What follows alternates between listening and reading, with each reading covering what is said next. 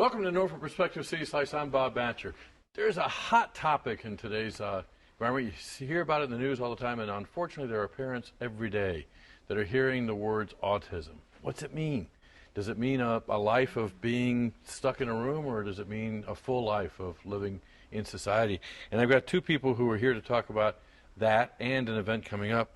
Dr. John Harrington, Division Director of General Academic Pediatrics. Yep. It's a mouthful. Yes, Bob, it is. At CHKD. Is it okay to say that? That's absolutely fine. Okay, cool. And Darlene Comstock, a hospital school teacher at CHKD. Yes. I'm really anxious to talk to you about the role that you play in really assimilating into the whole community, right? Mm-hmm. But first, Dr. John Harrington, what is autism? Autism is a constellation of findings. We usually mention it as a neurodevelopmental problem because it's part neurology and part development that we see the child progressing or not progressing, as is the case in most children with autism. They may have normal development up until about 6, 7, 8 months, and then something goes wrong with the system. They're not talking. They may not be engaging you with their eye contact. So now the diagnosis is based on social communication and what we call repetitive and restrictive behaviors.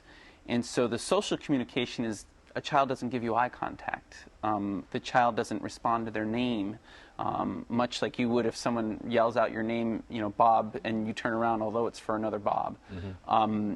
You know, and then they have these repetitive and restrictive motions or repetitive and restrictive behaviors that really limit them for what they can do. They want to repeat things over and over again. They want to stack things on top of each other. They want to line things up at all costs and will not stop doing that. Mm-hmm. These are some of the typical things that we'll see with kids with autism, although autism is a spectrum of disease, and that's really where probably the number of children diagnosed with autism are not just the severe cases now. Mm-hmm. So the more mild and moderate kids with autism spectrum disorder are now being diagnosed with our more refined testing.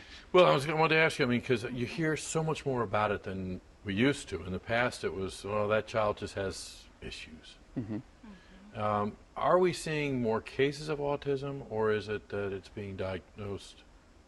Well, there's two theories on that, and probably it's a little bit of both. You know, boy, now that's the kind of answer I'm supposed to be getting. Yeah, I'll run for politics as well. But it's one of these things where, yes, we've improved our diagnostic abilities because now we're sort of making children fit into the diagnosis a little bit more, when maybe before it was just they have a social problem or they don't get along with kids mm-hmm. well and stuff. So if you do the testing, a lot of times they will test out as having part of the autism spectrum disorder. Those children are probably much easier to meld into society and find a vocation that's going to work for them. The more severe the autism disorder, the more likely that's going to be more difficult to do. Mm-hmm. When you, and I'm going to go out on edge here, mm-hmm. because you said something that really hit home with me, something goes wrong. Mm-hmm. Every day you're finding, kind of redefining or defining better that word something, right? Yeah, I mean, a lot of the studies now that are called sibling studies are looking at children who are siblings of other children already diagnosed with autism. And that's the best group to look at because they have about a 25% chance, 10 to 25% chance of having autism. So they watch them really closely, and you know, when they watch them every month, they don't see anything in the first 2 months, 3 months, 4 months. Then around 6 or 7 months, the child starts not paying attention to the eye contact, starts drifting, starts not engaging the caretaker and stuff. And we know that you need to get neural input through your eyes, and if you're not doing that correctly and not absorbing your social community that way, you're much less likely to develop social context. And if you can stop them at that point, they've shown that if you can kind of recorrect that and start doing the eye engagement and get them back into it, they actually do much better than children that aren't recognized early. My next few questions are going to be coming from being a dad. And I know that our youngest daughter, she was probably about 6 months old. We went to a party where it was all babies within 2 weeks of each other. And I went to that party knowing that my daughter was brilliant. Mm-hmm. And I got home, I said, you got to be able to do this. Because I remember back in those days really worrying about everything. If she slept too long or didn't sleep enough. So how do you differentiate between the parent that's just worrying too much mm-hmm. or something's different? So since the physician really only has about 15 or 20 minutes with the parent, sometimes there are some obvious things that will be seen in the thing. The child's not responding to their name, they're, lining things up, they're, not engaging you at all.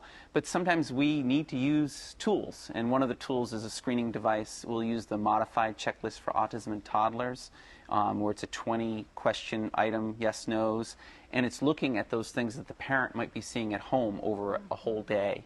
Does he respond? Does he point with his finger? This is called, using this finger is important, not only for picking your nose, but also for pointing for things.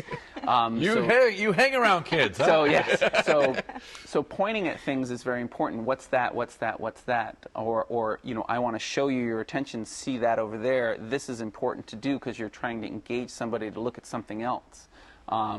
Sometimes we make a joke and sort of say, if you go to a mall and look up at the thing and start pointing upwards, you'll get about 20 other people looking up. Or the infamous fan, having an infant looking at a fan. So we are social animals that want to see what other people are doing and kind of follow point systems and follow what people are interested in. Okay, my next father question, and this is probably for both of you. What did I do wrong? Do you get asked that question? Yeah, it is one of these things, but that's where the whole neurodevelopmental part comes in, and where the neurocognitive issues are, where, this is probably a predestined event. Something may trigger it, and that's where we get into sort of the idea that there's a neurodevelopmental or a epigenetic phenomena, just like, what causes diabetes? Why do some kids get it, some kids don't? There's a genetic predisposition, but then they got a viral illness, and that set the pancreas off to do what it wasn't supposed to do. Or what causes celiac disease? I was exposed to gluten at such and such an age, and then I had the genetic predisposition for that to happen. Autism is similar. My brain was developing a certain way, and then all of a sudden it went off course. Was it a virus that I was exposed to? Maybe it was something like that. Was it something that was predestined to happen no matter what happened? And that's probably the case for most children. Darlene, how is that bridge made then between his office and actually getting a child with autism educated? Where do you play in that role? Well, in the hospital, we have the hospital school program, which is the state-operated program, and we serve all the children, because whether you have a disability or a chronic illness or whatever's going on with you, you should have your education. So, what was the question? Well, just the idea of making that bridge. So what you're telling me is, when I was a kid, you took a sick day so you could bail out. You're saying you might be over a CHKD, but you ain't bailing out. Exactly. You're coming to them. Right. But what about the child with autism? At what point in time do you get engaged with an education? Well, we have to communicate with the school to see what communication devices and how are they helping that child to access the curriculum, and then we have to adapt. So they may have 4 goals and we may choose 2. So we'll do an amendment to their individual education plan, and we just work with the kids, and they get their work done. And so it really it depends on what level they're at, and that's that part of the assessment that you can do as a doctor too, right? Yeah, I mean, I think what you're asking is sort of, there's a broad scope. I mean, you're talking kids between the ages of 5 and 18, so there may be lots of difference in the IEP, the individual educational plan. The initial thing that most kids get is a applied behavioral analysis, or ABA therapy, which is really intensive behavioral therapy where eye contact and having the child follow directions very exclusively is done. But as they move through the system of education, they may have less engagement like that and more direct schoolwork that they need to do. And the teachers may find certain avenues that are helpful or facilitate that learning, and then transmit that when they're engaged in the hospital if they're an inpatient for a long period of time. The resources that are available now are just unbelievable. So you're not really going through this journey alone, right? There's lots of resources. Many parents, when they first get diagnosed, feel like they're alone, but they're not. There are multiple areas now where you can get help and get services for your child, especially early on. But I would tell you, Bob, that it does tend to taper off as they get older, because we've focused a lot of attention on early intervention and things, but these kids get older and they get bigger and they need more things. And Virginia is, it's not the best state in the country for, as The kids get older, transition. and their transition to adulthood can be pretty stark for some parents if they don't know the system well. I can take a topic like Medicaid waivers, and that's a dicey one because there's 7,000 some number of kids People on a waiting waiting. list for 100 waivers, and that's for parents that really need it for their child. So what's your recommendation for a parent when they come out of your office, though, after with a diagnosis? Most of the time, it's to become informed, to become an advocate for your child. The only person that's going to care about your child more than you is you. And so you cannot know enough. And that might be a stark thing, but most parents take that as a challenge. And if they don't take it as a challenge, then I'll supply more support systems to them. But if they take it as a challenge, then I will supply them with websites, books, information, anything that they can utilize that will help their child do the best they can do. Is this the kind of service that a parent should, and this is a dangerous question for me to ask you. I mean, you're in this field, but what about the general pediatric doc that a mom or dad goes to? Many of the doctors, are getting more comfortable about it.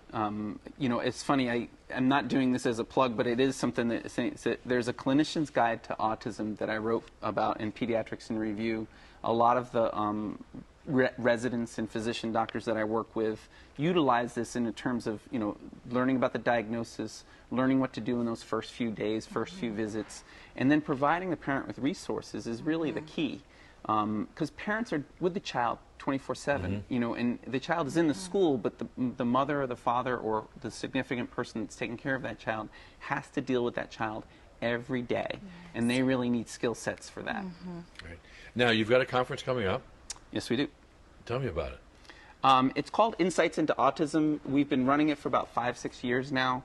It's usually the first Friday in February. So if you can't go this year, maybe knock it down on your calendar next year.